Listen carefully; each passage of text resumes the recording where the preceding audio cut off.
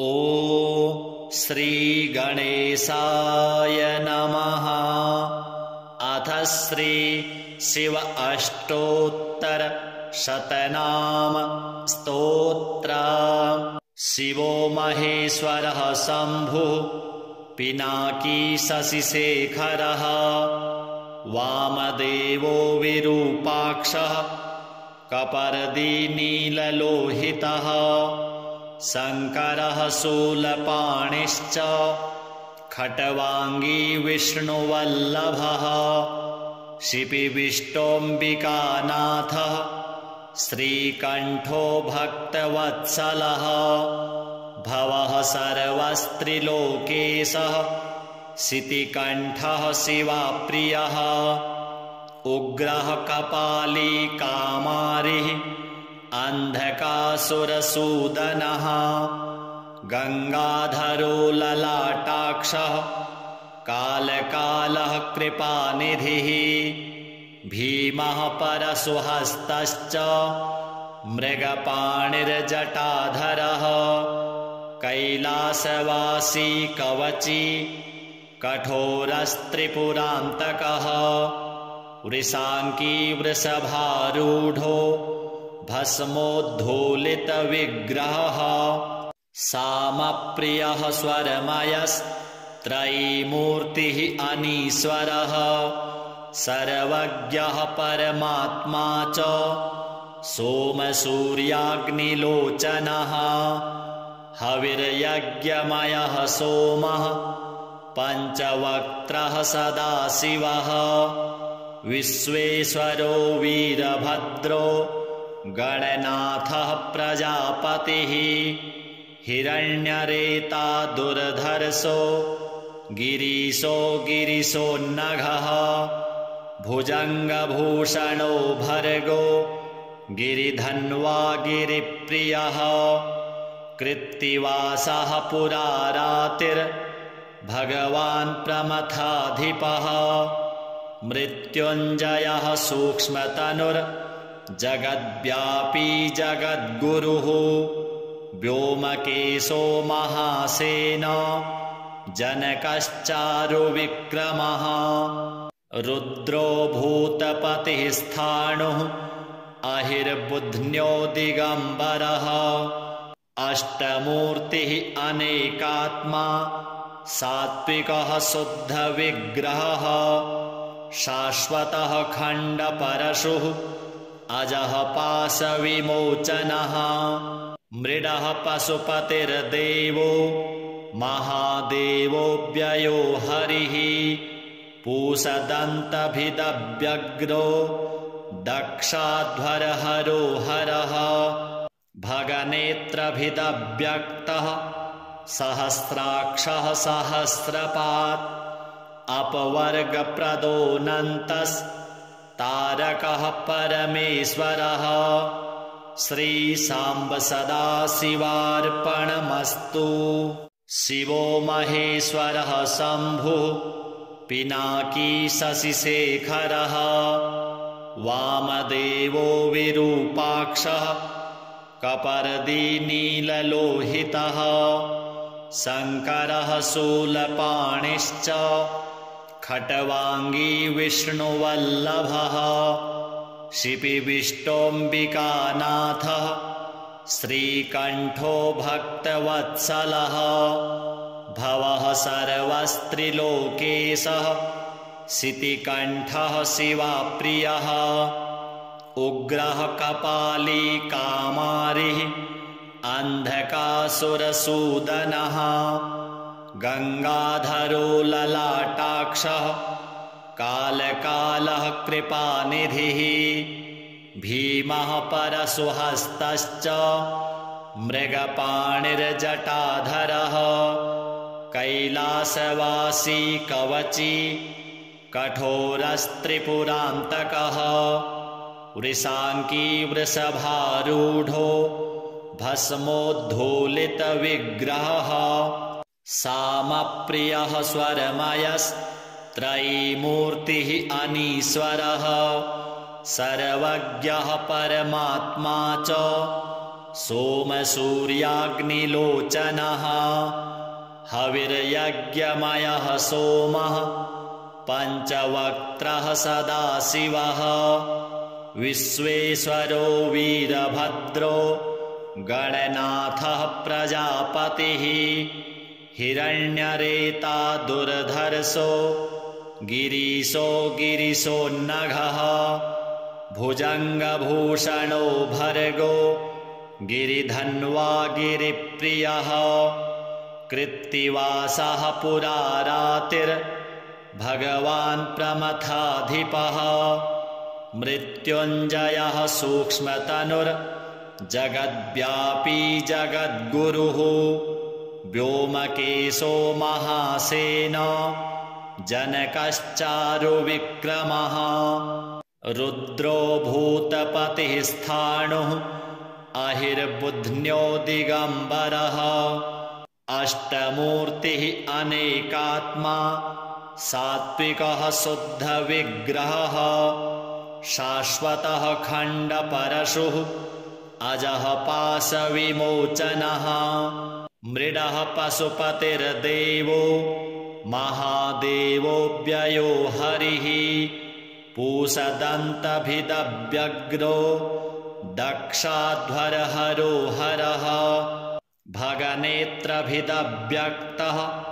सहस्राक्षः सहस्रपात् अपवर्गप्रदोऽनन्तस्तारकः परमेश्वरः श्रीसाम्ब सदाशिवार्पणमस्तु। शिवो महेश्वरः शम्भुः पिनाकी शशिशेखरः वामदेवो विरूपाक्षः कपर्दी नीललोहितः शङ्करः शूलपाणिश्च खट्वाङ्गी विष्णुवल्लभः शिपिविष्टोऽम्बिकानाथः श्रीकण्ठो भक्तवत्सलः भवः सर्वस्त्रिलोकेशः शितिकण्ठः शिवाप्रियः उग्रः कपाली कामारिः अन्धकासुरसूदनः गङ्गाधरो ललाटाक्षः कालकालः कृपानिधिः भीमः परशुहस्तश्च मृगपाणिर्जटाधरः कैलासवासी कवची कठोरस्त्रिपुरान्तकः वृषाङ्की वृषभारूढो भस्मोद्धूलितविग्रहः सामप्रियः स्वरमयस्त्रयीमूर्तिः अनीश्वरः सर्वज्ञः परमात्मा च सोमसूर्याग्निलोचनः हविर्यज्ञमयः सोमः पञ्चवक्त्रः सदाशिवः विश्वेश्वरो वीरभद्रो गणनाथः प्रजापतिः हिरण्यरेता दुर्धर्षो गिरीशो गिरिशोन्नघः भुजङ्गभूषणो भर्गो गिरिधन्वा गिरिप्रियः कृत्तिवासः पुरारातिर्भगवान् प्रमथाधिपः मृत्युञ्जयः सूक्ष्मतनुर्जगद्व्यापी जगद्गुरुः व्योमकेशो महासेनो जनकश्चारुविक्रमः रुद्रो भूतपतिः स्थाणुः अहिर्बुध्न्यो दिगम्बरः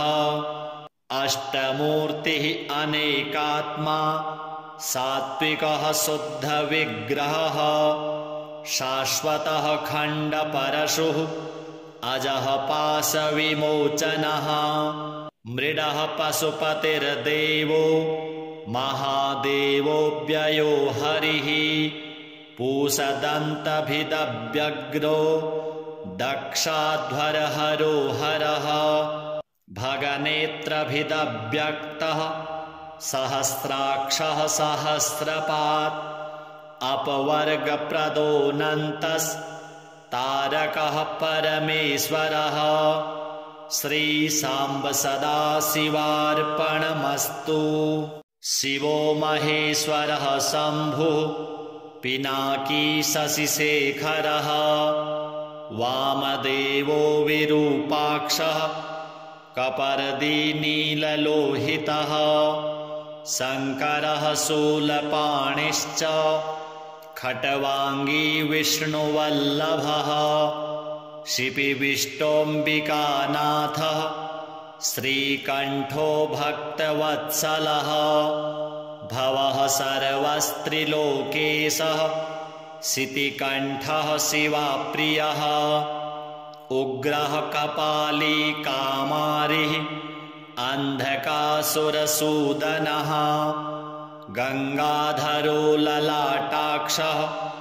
कालकालः कृपानिधिः भीमः परशुहस्तश्च मृगपाणिर्जटाधरः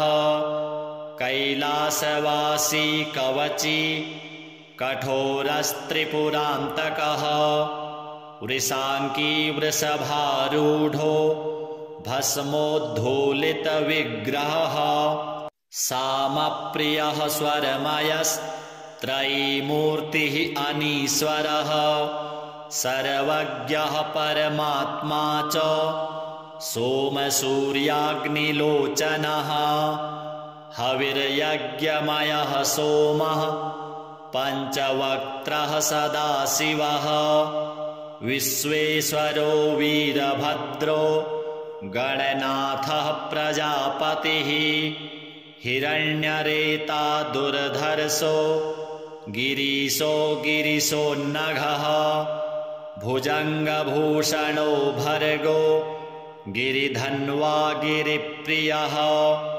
कृत्तिवासः पुरारातिर्भगवान् प्रमथाधिपः मृत्युञ्जयः सूक्ष्मतनुर्जगद्व्यापी जगद्गुरुः व्योमकेशो महासेनो जनकश्चारुविक्रमः रुद्रो भूतपतिः स्थाणुः अहिर्बुध्न्यो दिगम्बरः अष्टमूर्तिः अनेकात्मा सात्विकः शुद्धविग्रहः शाश्वतः खण्डपरशुः अजः पाशविमोचनः मृडः पशुपतिर्देवो महादेवोऽव्ययो हरिः पूषदन्तभिदव्यग्रो दक्षाध्वरहरो हरः भगनेत्रभिदव्यक्तः सहस्राक्षः सहस्रपात् अपवर्गप्रदोऽनन्तस्तारकः परमेश्वरः श्रीसाम्ब सदाशिवार्पणमस्तु। शिवो महेश्वरः शम्भुः पिनाकी शशिशेखरः वामदेवो विरूपाक्षः कपर्दी नीललोहितः शङ्करः शूलपाणिश्च खट्वाङ्गी विष्णुवल्लभः शिपिविष्टोऽम्बिकानाथः श्रीकण्ठो भक्तवत्सलः भवः सर्वस्त्रिलोकेशः शितिकण्ठः शिवाप्रियः उग्रः कपाली कामारिः अन्धकासुरसूदनः गङ्गाधरो ललाटाक्षः कालकालः कृपानिधिः भीमः परशुहस्तश्च मृगपाणिर्जटाधरः कैलासवासी कवची कठोरस्त्रिपुरान्तकः वृषाङ्की वृषभारूढो भस्मोद्धूलितविग्रहः सामप्रियः स्वरमयस्त्रयीमूर्तिः अनीश्वरः सर्वज्ञः परमात्मा च सोमसूर्याग्निलोचनः हविर्यज्ञमयः सोमः पञ्चवक्त्रः सदाशिवः विश्वेश्वरो वीरभद्रो गणनाथः प्रजापतिः हिरण्यरेता दुर्धर्षो गिरीशो गिरिशोन्नघः भुजङ्गभूषणो भर्गो गिरिधन्वा गिरिप्रियः कृत्तिवासः पुरारातिर्भगवान् प्रमथाधिपः मृत्युञ्जयः सूक्ष्मतनुर्जगद्व्यापी जगद्गुरुः व्योमकेशो महासेनो जनकश्चारुविक्रमः रुद्रो भूतपतिः स्थाणुः अहिर्बुध्न्यो दिगम्बरः अष्टमूर्तिः अनेकात्मा सात्विकः शुद्धविग्रहः शाश्वतः खण्डपरशुः अजः पाशविमोचनः मृडः पशुपतिर्देवो महादेवोऽव्ययो हरिः पूषदन्तभिदव्यग्रो दक्षाध्वरहरो हरः भगनेत्रभिदव्यक्तः सहस्राक्षः सहस्रपात् अपवर्गप्रदोऽनन्तस्तारकः परमेश्वरः श्रीसाम्ब सदाशिवार्पणमस्तु। शिवो महेश्वरः शम्भुः पिनाकी शशिशेखरः वामदेवो विरूपाक्षः कपर्दी नीललोहितः शङ्करः शूलपाणिश्च खट्वाङ्गी विष्णुवल्लभः शिपिविष्टोऽम्बिकानाथः श्रीकण्ठो भक्तवत्सलः भवः सर्वस्त्रिलोकेशः शितिकण्ठः शिवाप्रियः उग्रः कपाली कामारिः अन्धकासुरसूदनः गङ्गाधरो ललाटाक्षः कालकालः कृपानिधिः भीमः परशुहस्तश्च मृगपाणिर्जटाधरः कैलासवासी कवची कठोरस्त्रिपुरान्तकः वृषाङ्की वृषभारूढो भस्मोद्धूलितविग्रहः सामप्रियः स्वरमयस्त्रयीमूर्तिः अनीश्वरः सर्वज्ञः परमात्मा च सोमसूर्याग्निलोचनः हविर्यज्ञमयः सोमः पञ्चवक्त्रः सदाशिवः विश्वेश्वरो वीरभद्रो गणनाथः प्रजापतिः हिरण्यरेता दुर्धर्षो गिरीशो गिरिशोन्नघः भुजङ्गभूषणो भर्गो गिरिधन्वा गिरिप्रियः कृत्तिवासः पुरारातिर्भगवान् प्रमथाधिपः मृत्युञ्जयः सूक्ष्मतनुर्जगद्व्यापी जगद्गुरुः व्योमकेशो महासेनो जनकश्चारुविक्रमः रुद्रो भूतपतिः स्थाणुः अहिर्बुध्न्यो दिगम्बरः अष्टमूर्तिः अनेकात्मा सात्विकः शुद्धविग्रहः शाश्वतः खण्डपरशुः अजः पाशविमोचनः मृडः पशुपतिर्देवो महादेवोऽव्ययो हरिः पूषदन्तभिदव्यग्रो दक्षाध्वरहरो हरः भगनेत्रभिदव्यक्तः सहस्राक्षः सहस्रपात् अपवर्गप्रदोऽनन्तस्तारकः परमेश्वरः श्रीसाम्ब सदाशिवार्पणमस्तु। शिवो महेश्वरः शम्भुः पिनाकी शशिशेखरः वामदेवो विरूपाक्षः कपर्दी नीललोहितः शङ्करः शूलपाणिश्च खट्वाङ्गी विष्णुवल्लभः शिपिविष्टोऽम्बिकानाथः श्रीकण्ठो भक्तवत्सलः भवः सर्वस्त्रिलोकेशः शितिकण्ठः शिवाप्रियः उग्रः कपाली कामारिः अन्धकासुरसूदनः गङ्गाधरो ललाटाक्षः कालकालः कृपानिधिः भीमः परशुहस्तश्च मृगपाणिर्जटाधरः कैलासवासी कवची कठोरस्त्रिपुरान्तकः वृषाङ्की वृषभारूढो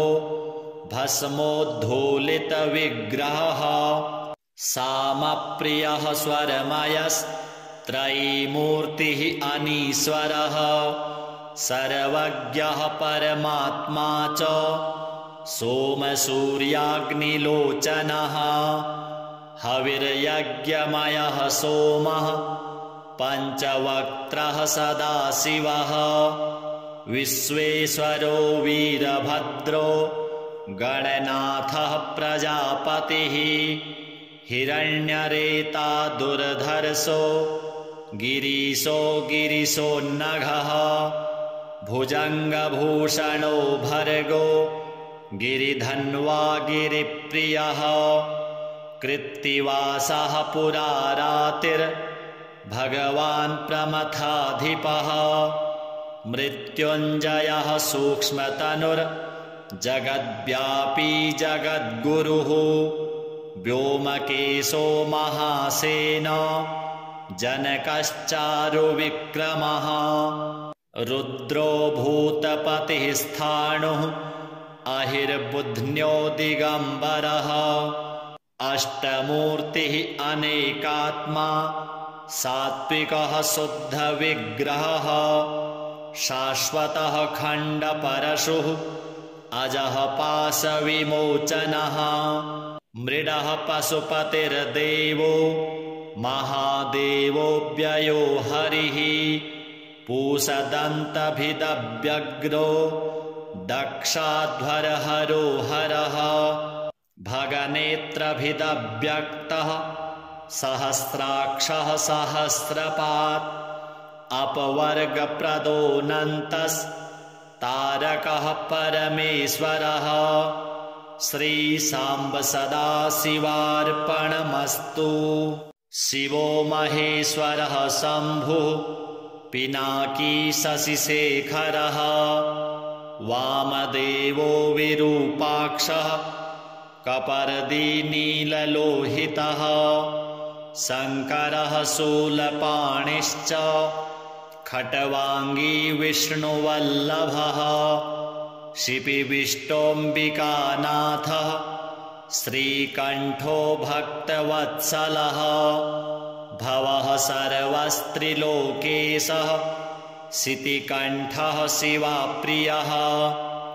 उग्रः कपाली कामारिः अन्धकासुरसूदनः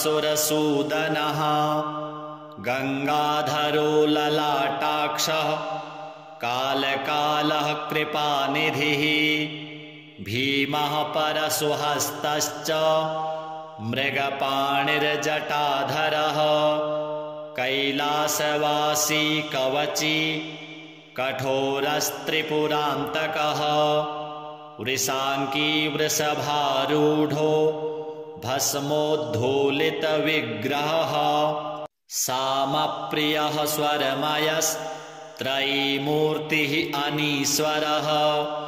सर्वज्ञः परमात्मा च सोमसूर्याग्निलोचनः हविर्यज्ञमयः सोमः पञ्चवक्त्रः सदाशिवः विश्वेश्वरो वीरभद्रो गणनाथः प्रजापतिः हिरण्यरेता दुर्धर्षो गिरीशो गिरिशोन्नघः भुजङ्गभूषणो भर्गो गिरिधन्वा गिरिप्रियः कृत्तिवासः पुरारातिर्भगवान् प्रमथाधिपः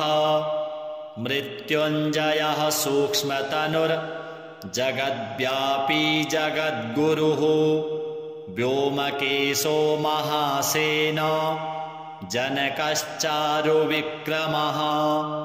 रुद्रो भूतपतिः स्थाणुः अहिर्बुध्न्यो दिगम्बरः अष्टमूर्तिः अनेकात्मा सात्विकः शुद्धविग्रहः शाश्वतः खण्डपरशुः अजः पाशविमोचनः मृडः पशुपतिर्देवो महादेवोऽव्ययो हरिः पूषदन्तभिदव्यग्रो दक्षाध्वरहरो हरः भगनेत्रभिदव्यक्तः सहस्राक्षः सहस्रपात् अपवर्गप्रदोऽनन्तस्तारकः परमेश्वरः श्रीसाम्ब सदाशिवार्पणमस्तु। शिवो महेश्वरः शम्भुः पिनाकी शशिशेखरः वामदेवो विरूपाक्षः कपर्दी नीललोहितः शङ्करः शूलपाणिश्च खट्वाङ्गी विष्णुवल्लभः शिपिविष्टोऽम्बिकानाथः श्रीकण्ठो भक्तवत्सलः भवः सर्वस्त्रिलोकेशः शितिकण्ठः शिवाप्रियः उग्रः कपाली कामारिः अन्धकासुरसूदनः गङ्गाधरो ललाटाक्षः कालकालः कृपानिधिः भीमः परशुहस्तश्च मृगपाणिर्जटाधरः कैलासवासी कवची कठोरस्त्रिपुरान्तकः वृषाङ्की वृषभारूढो भस्मोद्धूलितविग्रहः सामप्रियः स्वरमयस्त्रयीमूर्तिः अनीश्वरः सर्वज्ञः परमात्मा च सोमसूर्याग्निलोचनः हविर्यज्ञमयः सोमः पञ्चवक्त्रः सदाशिवः विश्वेश्वरो वीरभद्रो गणनाथः प्रजापतिः हिरण्यरेता दुर्धर्षो गिरीशो गिरिशोन्नघः भुजङ्गभूषणो भर्गो गिरिधन्वा गिरिप्रियः कृत्तिवासः पुरारातिर्भगवान् प्रमथाधिपः मृत्युञ्जयः सूक्ष्मतनुर्जगद्व्यापी जगद्गुरुः व्योमकेशो महासेनो जनकश्चारुविक्रमः रुद्रो भूतपतिः स्थाणुः अहिर्बुध्न्यो दिगम्बरः अष्टमूर्तिः अनेकात्मा सात्विकः शुद्धविग्रहः शाश्वतः खण्डपरशुः अजः पाशविमोचनः मृडः पशुपतिर्देवो महादेवोऽव्ययो हरिः पूषदन्तभिदव्यग्रो दक्षाध्वरहरो हरः भगनेत्रभिदव्यक्तः सहस्राक्षः सहस्रपात् अपवर्गप्रदोऽनन्तस्तारकः परमेश्वरः श्रीसाम्ब सदाशिवार्पणमस्तु। शिवो महेश्वरः शम्भुः पिनाकी शशिशेखरः वामदेवो विरूपाक्षः कपर्दी नीललोहितः शङ्करः शूलपाणिश्च खट्वाङ्गी विष्णुवल्लभः शिपिविष्टोऽम्बिकानाथः श्रीकण्ठो भक्तवत्सलः भवः सर्वस्त्रिलोकेशः शितिकण्ठः शिवाप्रियः उग्रः कपाली कामारिः अन्धकासुरसूदनः गङ्गाधरो ललाटाक्षः कालकालः कृपानिधिः भीमः परशुहस्तश्च मृगपाणिर्जटाधरः कैलासवासी कवची कठोरस्त्रिपुरान्तकः वृषाङ्की वृषभारूढो भस्मोद्धूलितविग्रहः सामप्रियः स्वरमयस्त्रयीमूर्तिः अनीश्वरः सर्वज्ञः परमात्मा च सोमसूर्याग्निलोचनः हविर्यज्ञमयः सोमः पञ्चवक्त्रः सदाशिवः विश्वेश्वरो वीरभद्रो गणनाथः प्रजापतिः हिरण्यरेता दुर्धर्षो गिरीशो गिरिशोन्नघः भुजङ्गभूषणो भर्गो गिरिधन्वा गिरिप्रियः कृत्तिवासः पुरारातिर्भगवान् प्रमथाधिपः मृत्युञ्जयः सूक्ष्मतनुर्जगद्व्यापी जगद्गुरुः व्योमकेशो महासेनो जनकश्चारुविक्रमः रुद्रो भूतपतिः स्थाणुः अहिर्बुध्न्यो दिगम्बरः अष्टमूर्तिः अनेकात्मा सात्विकः शुद्धविग्रहः शाश्वतः खण्डपरशुः अजः पाशविमोचनः मृडः पशुपतिर्देवो महादेवोऽव्ययो हरिः पूषदन्तभिदव्यग्रो दक्षाध्वरहरो हरः भगनेत्रभिदव्यक्तः सहस्राक्षः सहस्रपात् अपवर्गप्रदोऽनन्तस्तारकः परमेश्वरः श्रीसाम्ब सदाशिवार्पणमस्तु। शिवो महेश्वरः शम्भुः पिनाकी शशिशेखरः वामदेवो विरूपाक्षः कपर्दी नीललोहितः शङ्करः शूलपाणिश्च खट्वाङ्गी विष्णुवल्लभः शिपिविष्टोऽम्बिकानाथः श्रीकण्ठो भक्तवत्सलः भवः सर्वस्त्रिलोकेशः शितिकण्ठः शिवाप्रियः उग्रः कपाली कामारिः अन्धकासुरसूदनः गङ्गाधरो ललाटाक्षः कालकालः कृपानिधिः भीमः परशुहस्तश्च मृगपाणिर्जटाधरः कैलासवासी कवची कठोरस्त्रिपुरान्तकः वृषाङ्की वृषभारूढो भस्मोद्धूलितविग्रहः सामप्रियः स्वरमयस्त्रयीमूर्तिः अनीश्वरः सर्वज्ञः परमात्मा च सोमसूर्याग्निलोचनः हविर्यज्ञमयः सोमः पञ्चवक्त्रः सदाशिवः विश्वेश्वरो वीरभद्रो गणनाथः प्रजापतिः हिरण्यरेता दुर्धर्षो गिरीशो गिरिशोन्नघः भुजङ्गभूषणो भर्गो गिरिधन्वा गिरिप्रियः कृत्तिवासः पुरारातिर्भगवान् प्रमथाधिपः मृत्युञ्जयः सूक्ष्मतनुर्जगद्व्यापी जगद्गुरुः व्योमकेशो महासेनो जनकश्चारुविक्रमः